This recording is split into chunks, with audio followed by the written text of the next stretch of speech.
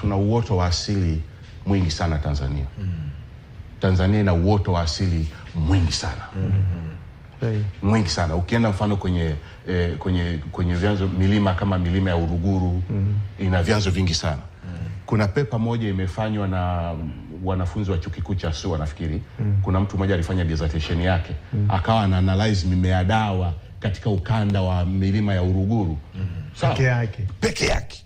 Na amefanya kazi kubwa sana. Hiyo pepa ninayo. Yaani amefanya kazi kubwa sana. Ana analyze ile mimea dawa ambavyo wale indigenous, wale watu wa kijijini wanavyoitumia kufanya maisha yao yaende vizuri. Umeelewa?